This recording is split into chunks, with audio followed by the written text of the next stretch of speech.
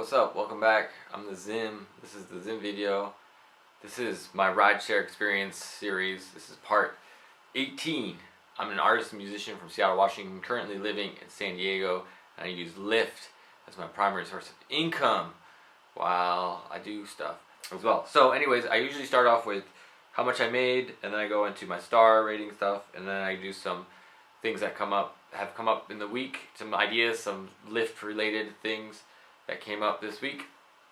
And then yeah, so let's get started, shall we? So this is how much I made this week, and I kind of sort of broke, this is my first week I broke 1,000K, even though it doesn't say it right there. So here's another screenshot, I'll just flip real quick, of my phone when I broke 1,000K.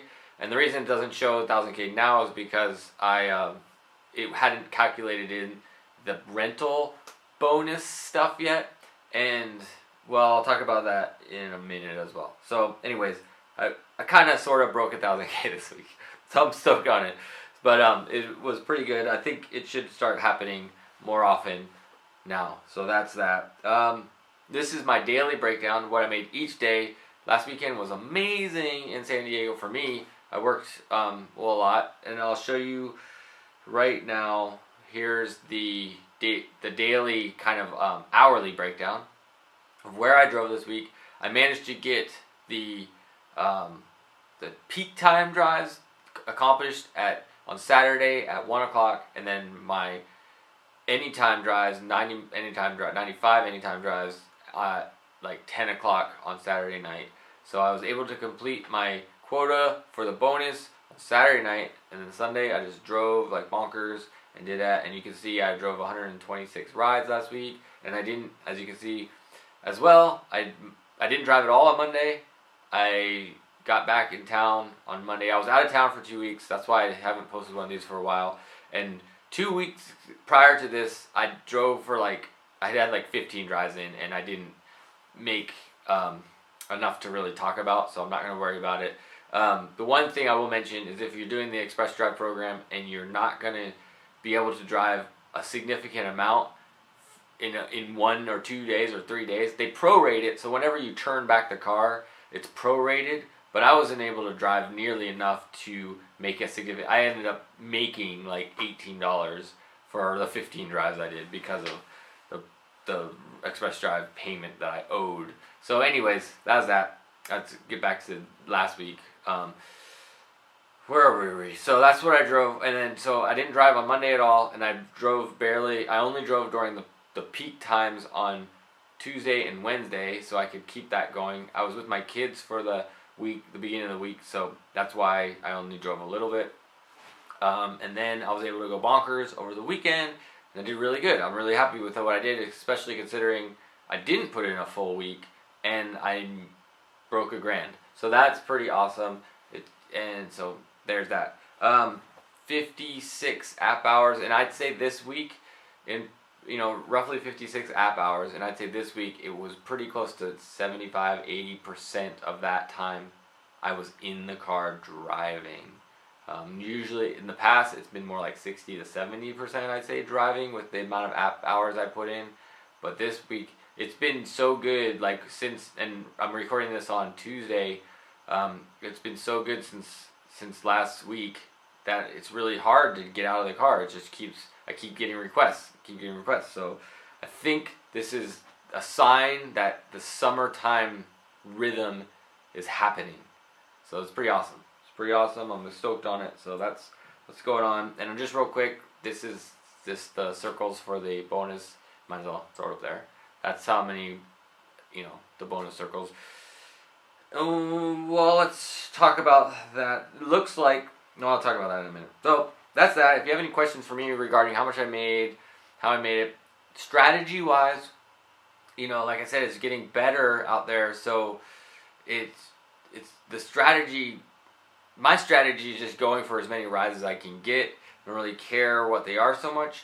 However, I still, in the San Diego area, I still stay out of, I only go into Adams Avenue area so I live in City Heights, and I get a lot of requests out of City Heights to various places. Most of them take me kind of downtown or toward the beach. I get a lot of requests toward, to the west, So when I make my way back, my choice is either kind of go through the city, go through the places where people live, or take a freeway back.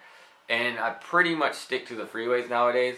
I don't go into where people live. And Adams Ave is my favorite kind of course to take. However, this last week, I'd say 20% of the time I came back to my house, I would dip into like Adams Ave just to get a few rides in there, because the ratio is pretty darn high that those are going to be short rides, like $4 rides. So you can kind of get more short rides maybe during like the peak times when you need to get them for the bonuses. You dip into places like that. But if you're looking for longer rides for better ROI, I find staying away from that area works a lot better for me, and getting back to City Heights works a lot better for me for the ROI aspect of things. So there's that. That's what's going on. Here's my star rating saga again. I managed to get up. They'll be scrolling along. I managed to get up to a 4.97. Look at that. I'm gonna go pick up somebody right now. Be back in a minute. All right, I'm back. I ended up getting 2 rides while I was out there, and I'm calling it a night. It's I did 12 and a half app hours, 24 rides today. Tuesday. It was a pretty good Tuesday, I thought. Where are we? Is the star rating scrolling by there? What was I gonna say about star ratings? I made it to up to a 4.97. I went from a 4.88 to a 4.97. And I have no idea. I really wish you could see the actual ratings you get, like in a list, and so you could and they kind of broke down the math of how that works, because it's really bizarre. But anyways, I was up to a 4.97. Currently rocking a 4.9 on the app, and I think I'm like at a 4.9 straight up as well in the emails. So that's what's going on there. I forgot my book over there. So yeah, so that's what's going on with the star rating. If you have any questions on that, feel free to ask me. I'd be happy to give you more information regarding that stuff.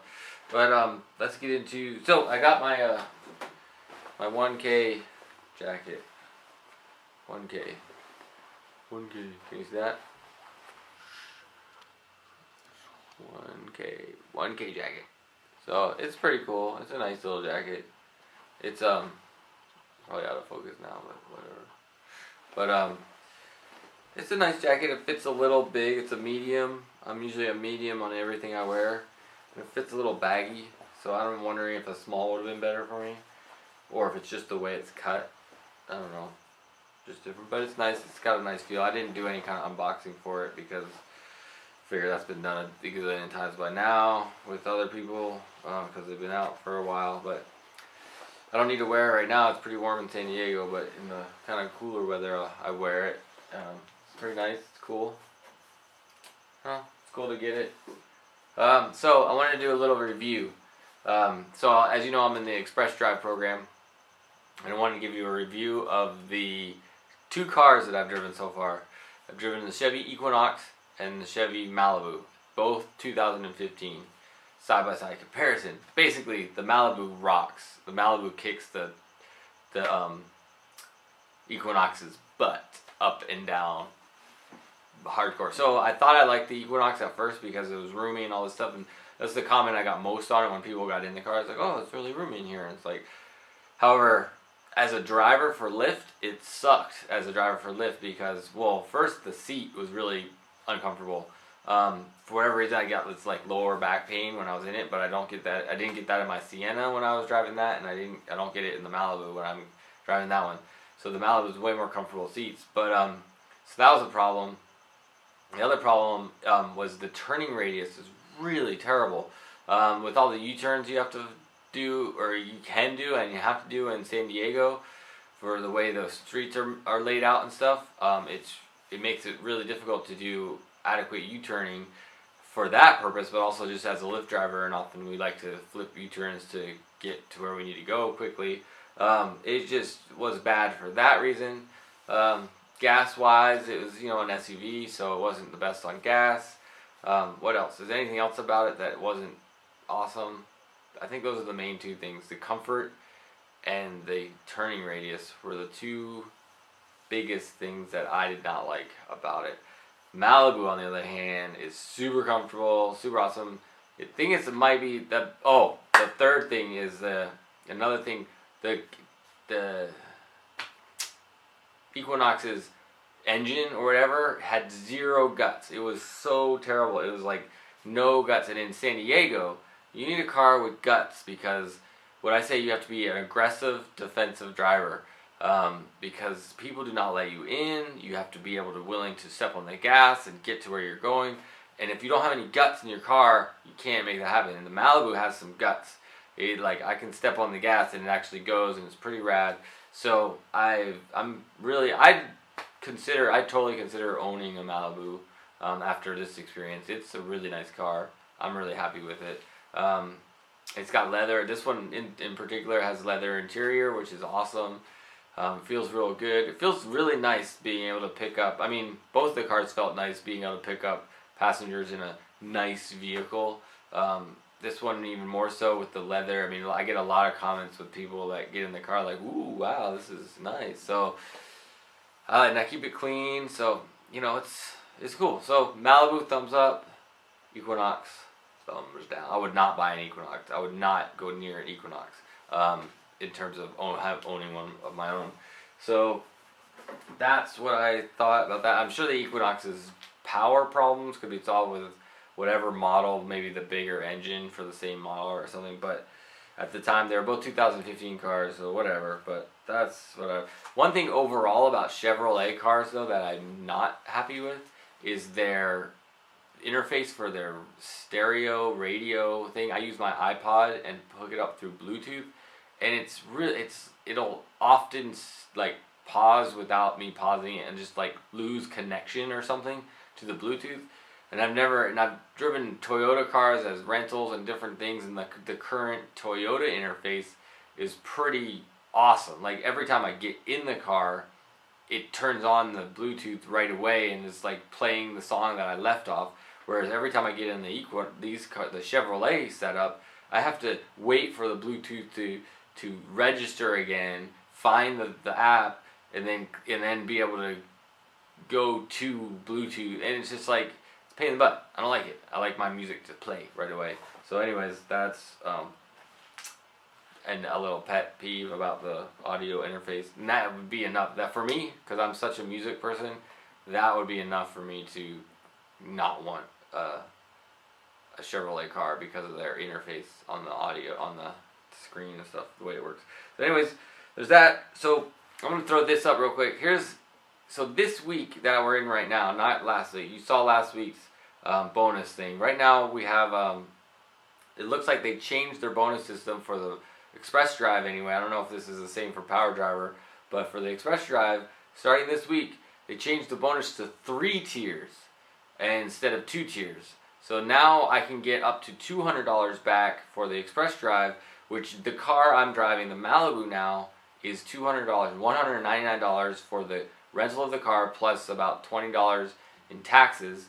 So, and whatever service fees, whatever things, there's all these little fees that they have on there as well. So basically, if I get my full, I have to get 115 anytime rides and 35 peak time rides, which is 35 is the same for the middle tier and the top tier. It goes, I don't remember what it says, but I think it says 75, 95, and 115. I think are the amount of anytime rides you need to get, and it went down to 85, 150, and 200 for the amounts that you get from them. And so if I get all my rides, which I should easily, I'll pretty much be able to pay for the entire amount of my rental. So that's pretty awesome. So I'm looking forward to that. At first I was a little bit nervous, but I noticed I can get the rides, so I'm not worried about it. So especially now that things seem to be rolling pretty well with the summertime. So that I just want to share that with you. Let's go on to that. All right, quick edit here. So here's the part about my lift code referral. I recently had this brilliant idea. I mean, I thought it was brilliant, but it turns out it wasn't so brilliant. To try to incentivize people to use my code. to like basically pay them to use my code, but turns out I'm not allowed to do that, so I can't do that. So if you want to become a Lyft driver, I went through, like, I was like thinking, like, you know, this is probably, I probably am not allowed to do this. I started posting on like social networks, like to my friends, like, hey, use my code and I'll give you a thank you gift, basically, you know, some money to use it. And I was like, well, maybe I'm not allowed to do that. So I researched the terms of service of all that on Lyft, and you're not allowed to bribe basically people to use your code, which totally makes sense. Barter, they say. And I don't want to get in trouble with it, so I'm not going to do it. Turns out you can't advertise your code. You can't pay to advertise your codes. But I think I'm safe telling you about it because I'm not paying for this at all. I just posted on the YouTubes. So let me know if I'm in the fault for talking about my referral code. But I created a new referral code. It's ZIM200 because I did. ZIM200 is my new referral code. So check it out if you want to. It's just easier to remember, so I can tell people. But ZIM200. If you want a referral code, if you want to join Lyft, most often there's incentives for both of us. For you to do it, by you using it, you'll get a bonus, and I'll get a bonus for referring you to use it. So check it out. I think I'm cool. I posted that I was gonna incentivize using the code on places on the internet, and I kind of freaked myself out, and I think I found every place I posted it and took it all down. So I think I'm good now. So just use the code if you want to use the code. They have incentives already, so use that. Alright, so also I'll just wrap this edit with the last of this video. I'm an artist and musician, as I said at the top, and one of the things I do is I make a handmade clutch purse. One of them's on the wall there, one of them's here. If you like this clutch and you want to buy it, you can use Lyft20 as a promo code on Etsy, what is it? Alexander Thomas 2015.etsy.com. You can use the promo code Lyft20 to get 20% off this clutch purse, or any ones I have up there. So, okay, anyways, thanks for watching, and I'll catch up with you again next time I make one of these. Alright, peace.